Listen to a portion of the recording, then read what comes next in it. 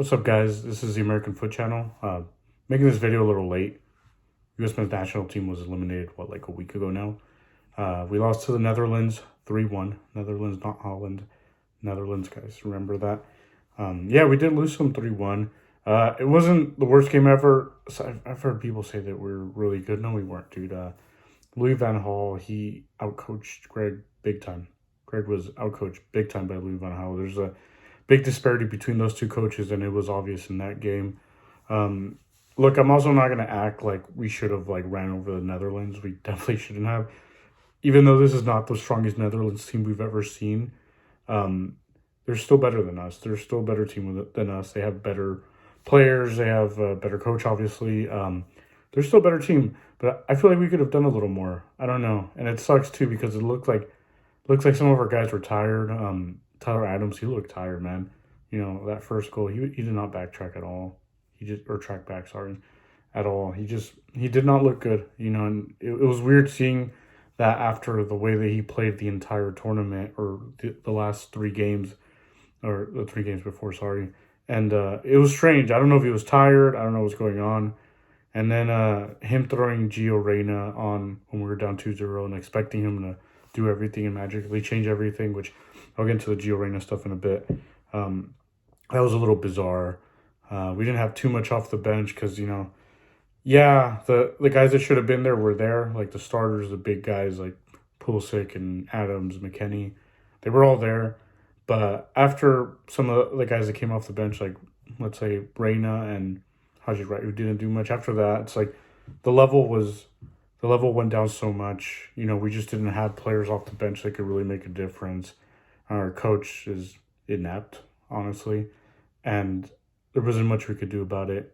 I've had a lot of time to think about it because obviously this game was a while ago, and just the more I think about it, I'm just like, man, I'm like, really, this guy, you know, the way he sets things up, it's just, it doesn't really give us a chance. Like I said, I don't expect to go and beat the shit out of Netherlands, run them over. No, they're a good team, obviously, but I don't know. It's just the way that things are done.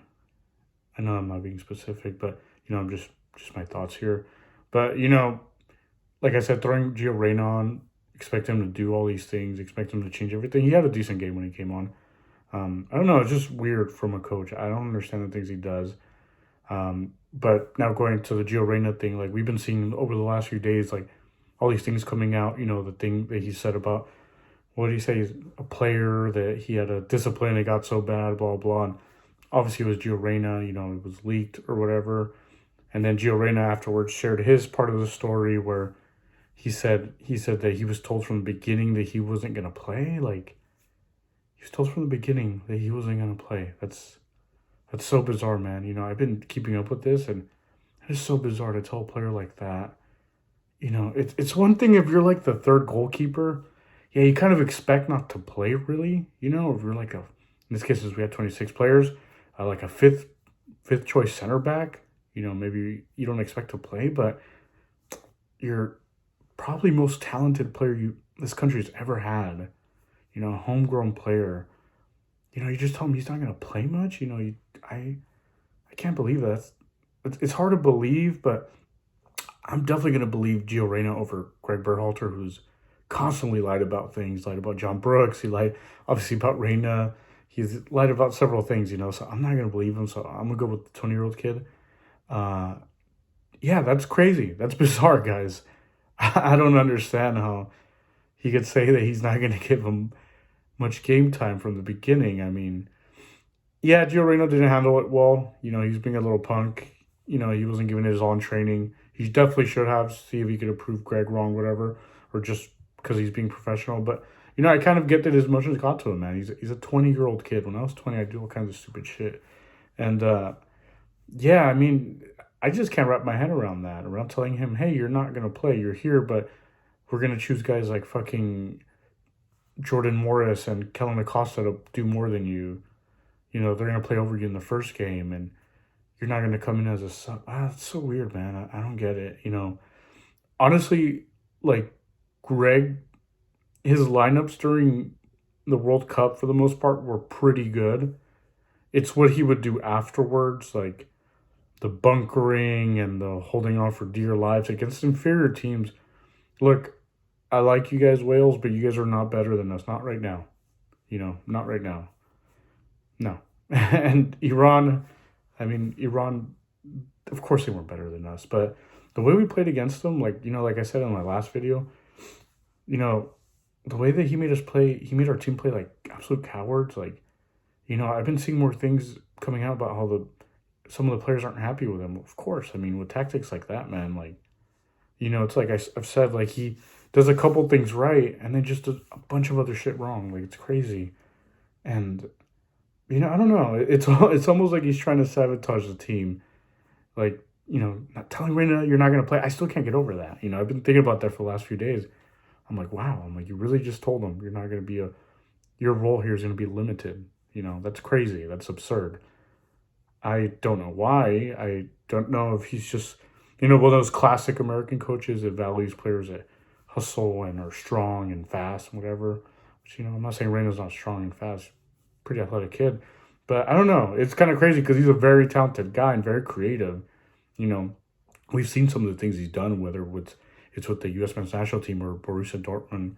So it's kind of bizarre for me to tell a player like that, hey, you're not going to play. Like, wow, really? That's like I don't know. That's crazy. It's like the Argentina coach told Messi, he's like, hey, you're not going to play in this World Cup. I know it's different, but, I'm just saying that's their most talented player, obviously.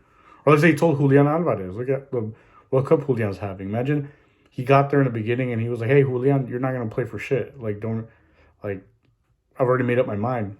Probably wasn't going to try as hard. Who knows? Maybe he was. Maybe he's not like Reina, but maybe he was going to get upset too, and he wasn't going to have this World Cup he's having where he took Lautaro's spot. Because Lautaro hasn't been very good, so Julian took it. Julian Alvarez, for those of you who don't know, should know now. He's been killing it in this World Cup. But yeah, that's crazy, man. So, it's just bizarre. I legit feel like this dude is trying to sabotage us at times. Some of the shit he does, in qualifiers, I've said before, we barely made it. We finished third place.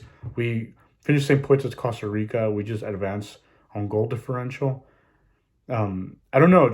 Sometimes it legitimately seems like that. Like he's trying to sabotage us, and I'm pretty sure that's not the case. That'd be crazy, but it's just he's inept. He's not a good coach. I don't know. He makes the wrong choices. He has his freaking favorites, which I've said I don't have any problems with MLS players, but if you're gonna bring those MLS players, they better be good ones. At least like Walker Zimmerman and at least Acosta to a certain degree. It can't be these fucking horrific players. Like Aaron Long didn't even see any game time in the tournament, yeah, because he's useless. He would have gotten fucking destroyed by some of the players we played against, like Harry Kane or even Gareth Bale. I know Zimmerman had that mistake against him, but imagine Aaron Long trying to play against him in a World Cup environment. That would have been horrible.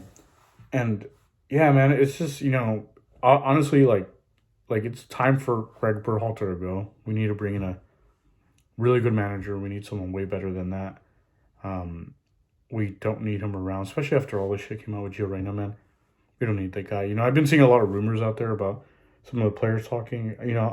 Unless it's like somewhat confirmed official, then I won't buy most of it. But honestly, I'm not surprised. He's dude's gonna lose a locker room, especially after this shit with Gio Reyna, man.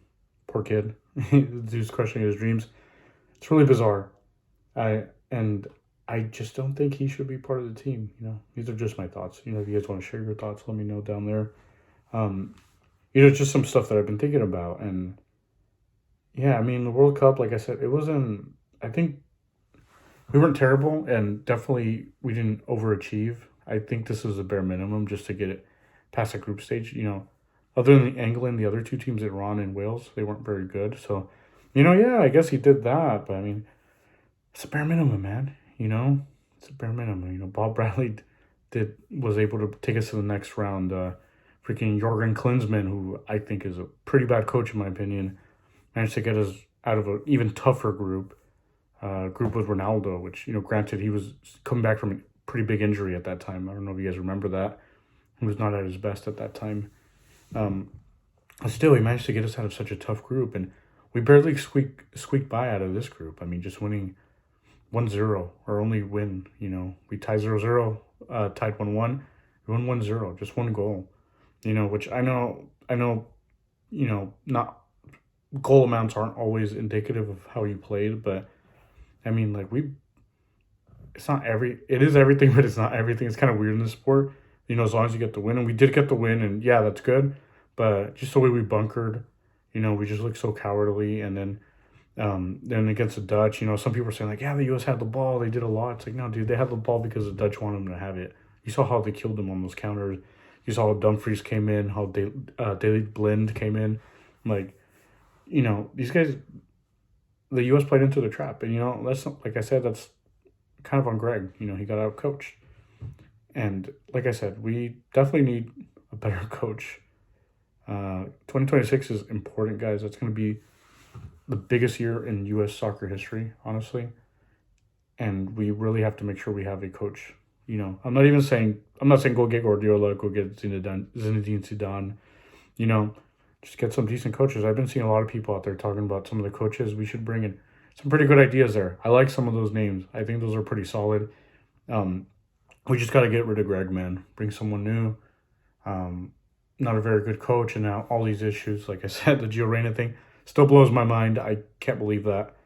Most talented player telling him you're not going to play. I mean, that's fucking absurd, guys. Come on. That's fucking absurd. Like, I'm in absolute disbelief. When he didn't come off the bench in the first game, like, wow. Like, that blew my mind. I was like, there's no way you're bringing Jordan fucking Morris, which I have no issues with you, Jordan Morris, but you're not very good, especially now you've lost all your speed and whatnot. But Jordan Morris comes on over Gio Reyna. Like, that was crazy, man. And then bunkering against Iran, and the England game was pretty good. I just think he should have gone for the kill. Even if we lost that game, it didn't matter. We still had a win against Iran. So he should have gone for the kill. And then I remember I started freaking out with that last free kick when he just tells him to play it, keep the ball, don't even go for it, don't cross it, don't get the big center backs in there. I was like, dude, what the fuck? Like, what a fucking coward, man. He made us look like cowards. We weren't anything spectacular. And, the guys always talking about, like on the stupid little PowerPoints, what are we going to do to change U.S. soccer, how people view it? Like, this is how we're going to change U.S. soccer? It's like, no, dude, you're not changing shit, bro. It's not how you change it by playing how we used to play when we had less talented players, which, no offense to the past players, I love them. I love all the players from the past teams that put on a good fight. They were just less talented. And to be playing still like that, bunkering, like, you're not going to change shit, dude. You know how you change how people view U.S. soccer? You fucking change by winning, by playing better, by doing better, by just not playing like this, like bunkering against Iran and Wales. No, that's not how you change how people view U.S. soccer. You fucking change it by being playing like a fucking powerhouse. Like I said, we're not one of the top teams. We're not one of the top footballing countries, but it doesn't matter. We still got to punch above our weight, man. That's how you change how people view it. You punch above your weight and you do some spectacular shit. That's how people start viewing U.S. soccer different, not by doing this kind of shit. And then going on that stupid, whatever the fuck that thing was, it was like some talk about leadership and then throwing your players under the bus, man. That's not cool. But, I mean, I don't know. I don't think he's going to stay anymore. Hopefully he goes, I've heard he wants to go coach in Europe or something. Hopefully he goes and does that. Any fucking team take him. And you take him. Go ahead. Good luck with that. But, yeah, guys. Anyway, so, yeah, I just wanted to talk about that. Just been thinking about the U.S. men's national team and all this shit with Gregg recently. So, just wanted to talk about that. But you guys have any comments or whatever, just let me know down in the comment section. Also, don't forget to like the video and subscribe. Start doing some little more videos like this. Just been awfully busy, and also the World Cup, the start times are kind of weird, so it takes up some of my free time. I've had to adjust my schedule. I'm sure a lot of you guys have.